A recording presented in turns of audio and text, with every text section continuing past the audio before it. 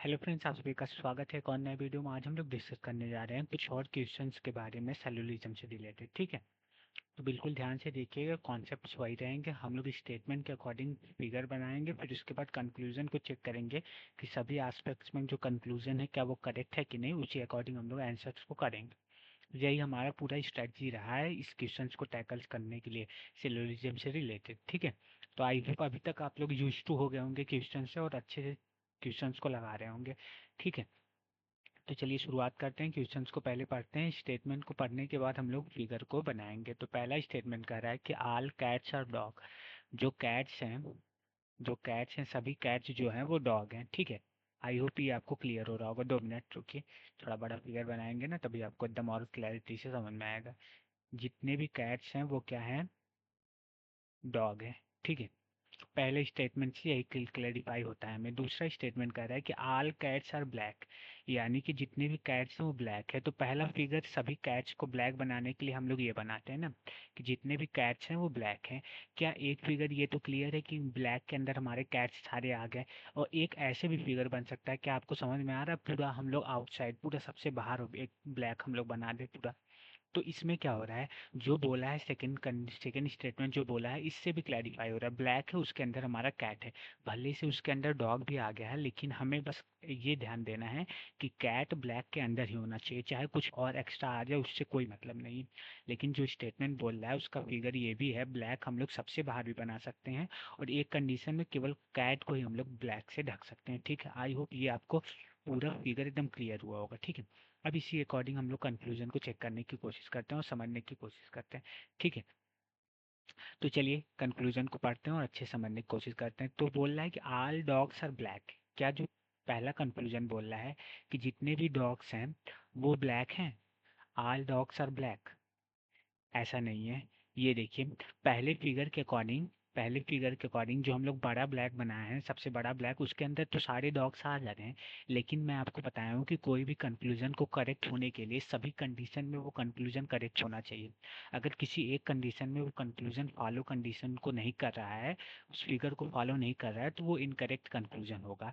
तो देखिए, all dogs are black, ये बड़ा वाला ब्लैक जो बाहर आउटसाइड बना है डॉग के, इसके अकॉर्डिंग तो जितने भी डॉग्स हैं सब ब्लैक हैं। ठीक है, लेकिन जो डॉग के इनसाइड केवल कैट को ही कवर किया है ब्लैक का सर्कल, जो उसके अकॉर्डिंग जो कुछ डॉग्स हैं वो ब्लैक नहीं है, कुछ डॉग्स जो हैं वो ब्लैक नहीं है। ठीक है, तो यानी कि पहला जो कंक्लूजन है वो इनकरेक्ट है। आई होप आपको समझ में आया होगा फिगर के अकॉर्डिंग।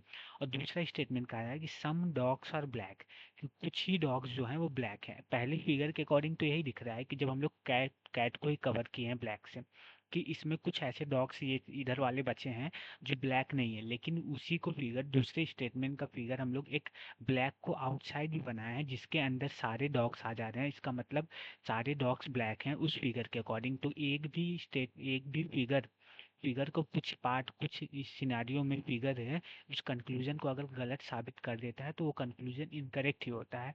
तो ये भी कंक्लूजन इनकरेक्ट है, क्योंकि एक फिगर के अकॉर्डिंग इसमें दिख रहा है कि जो कुछ डॉग हैं वो ब्लैक नहीं है, उसके अकॉर्डिंग तो करेक्ट हो रहा है। लेकिन जब उसी फिगर को हम लोग बड़े पैमाने पे दूसरे सिनेरियो के अकॉर्डिंग चेक करते हैं, जब ब्लैक को पूरा हम लोग आउटसाइड जो फिगर बनाए उसके अकॉर्डिंग देखते हैं, तो सारे डॉग्स जो हैं वो ब्लैक है, यानी कि दूसरा जो कंक्लूजन है वो भी गलत है।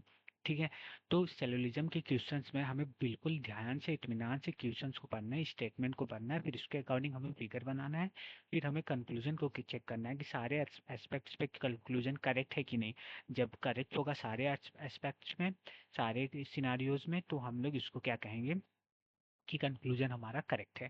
आई होप आपको पूरा कैसे करना है सिलोजिज्म के क्वेश्चन वो समझ में आ रहे होंगे। रही बात बहुत स्लोली स्लोली हम लोग सॉल्व कर रहे हैं, तो एग्जाम में कैसे करेंगे, तो वो प्रैक्टिस से ही आएगा।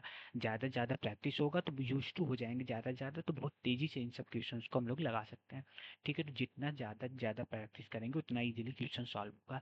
अब इसका फाइनल आंसर हम लोग दे देते हैं। तो क्या बोल रहा है कि which of the above conclusion logically follow from to given statement, यानी कि जो दो गिवन स्टेटमेंट दिया है तो उसको कौन सा कंक्लूजन लॉजिकली फॉलो कर रहा है। तो क्या only first conclusion logically follow कर रहा है? नहीं, ऐसा कुछ नहीं है, लॉजिकली फॉलो नहीं कर रहा है। दूसरा क्या, दूसरा कंक्लूजन कर रहा है? बिल्कुल नहीं। ये सी वाला जो करेक्ट आंसर है कि neither one not two conclusion इसको फॉलो कर रहा है, यानी कि दोनों कंक्लूजन जो है वो इनकरेक्ट है। दोनों कंक्लूजन क्या है, इनकरेक्ट है। तो आई होप आपको क्वेश्चन ये अच्छे समझ में आया होगा। तो इसका करेक्ट आंसर हमारा सी है। एक बार आप फिर से अपने से क्वेश्चंस लिख के जैसे जैसे मैं बताया हूँ उस तरह लगाएंगे तो आपको बिल्कुल क्लियर होगा, मैं आश्वासन देता हूँ। ठीक है, तो आज के लिए इतना ही रखते हैं। और अच्छे से देखिए, अच्छे से और क्वेश्चन ढूंढ ढूंढ के लगाइए सिलोजिज्म से। जैसे यूनिट 2 हो जाएंगे तो बिल्कुल इजीली सॉल्व होगा ये भी क्वेश्चन। ठीक है, तो आई होप आपको वीडियो अच्छा लगा होगा। तो आज के लिए इतना ही, धन्यवाद।